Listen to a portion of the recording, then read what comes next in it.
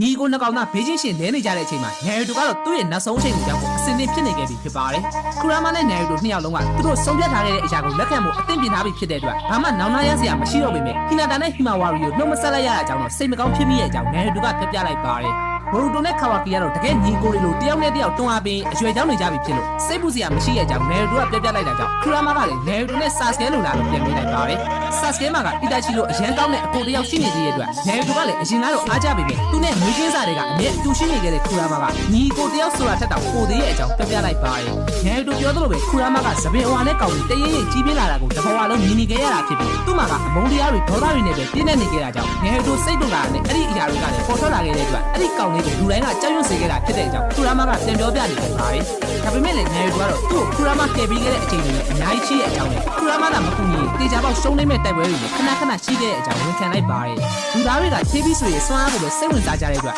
ကိုမီရှင်းမီခုနမီအစရှိတဲ့ပြင်ခေါ်ဝေါ်ခဲ့ကြပြီနဲ့နေရီတိုကတော့မတူပဲသူတို့အားလုံးကိုနာမည်တက်ပြီးခေါ်တဲ့တူရဲတော်သူဖြစ်တဲ့အကြောင်းပြောရင်ကိုမီမိတ်ဆာကြီးရဲ့နာမည်ကခူရာမာဆိုတာကိုနေရီတိုစသိခဲ့တဲ့နေ့အကြောင်းပြန်အောင်မနေကြတာဖြစ်ပါတယ်အဲ့လိုနဲ့ပဲသူတို့ညီကိုနှစ်ယောက်ရဲဘော်နှစ်ယောက်ကအိုဆူဆူကီဆိုတဲ့ကောင်လေးတောင်ဖြုံလောက်အောင်အတူတူတိုက်ပွဲဝင်ခဲ့ကြတာဖြစ်ပြီးခုလိုနောက်ဆုံးအချိန်ကိုလည်းရောက်လာခဲ့ပြီဖြစ်လို့ခူရာမာကအရင်ဆုံးလက်ကိုဆန့်တန်းလိုက်ပါတယ်ပြီးရင်တော့နေရီတိုနဲ့အတူရှိခဲ့တဲ့အချိန်နဲ့ပျော်ရွှင်ခဲ့ရပြီမဲ့ဒီနေ့တော့အတူတူတေခွင့်ရတော့မှာမဟုတ်ဘူးသူကဘေရီယံမုတ်ကိုတောင်းရင်အသက်နဲ့ဂျင်းရမယ်လို့ပြောခဲ့တာမှန်ပေမဲ့နေရီတိုရဲ့အသက်လို့တော့သူမပြောခဲ့တဲ့အကြောင်းရှင်းပြလိုက်ပါတယ်အဲအကြောင်းသူကလိန်ခဲ့တာမဟုတ်ပဲငပိန်းကောင်ကတေချာနားမထောင်ခဲ့တာဖြစ်တဲ့အကြောင်းပြောလိုက်ပြီးသူကအစတည်းကအမှန်တိုင်းပြောလိုက်မယ်ဆိုရင်လေတေချာပေါက်နေရီတိုကငင်းမယ်ဆိုတာနေရီတိုရဲ့အကြောင်းလူတိုင်းတဲ့ပိုတီးရဲ့ခူရာမာကရိမ့်မိနေခဲ့တာဖြစ်ပါတယ်ဒီဂျူရီကီတွေကတေးပြီးစနိုးယူခံရရင်တေဆုံးတတ်တဲ့ဆိုပေမဲ့ဒါကတော့အဲ့ဒါနဲ့မတူလို့ကိုမီဆွမ်းတက်ွက်ရုံလောက်ပဲရှိမှဖြစ်တဲ့အတွက်ခူရာမာကနေရီတိုကိုနှုတ်ဆက်စကားစပြောလိုက်ပါတယ်အဲ့ချိန်ကျမှနေရီတိုကလည်းသူ့ကိုခူရာမာကညာပြောခဲ့တယ်ဆိုတာကိုဘောပေါက်သွားခဲ့ပြီမဲ့ကိုမီမိတ်ဆာကြီးကတော့သူ့ကိုအဲ့လိုဆိတ်ရှုပ်ဖို့ကောင်းတဲ့အကြည့်နဲ့မကြည့်ဖို့သတိပေးလိုက်ရင်သူသွားရတော့မဲ့အချိန်ကလည်းညီကက်လာပြီဖြစ်လို့အစ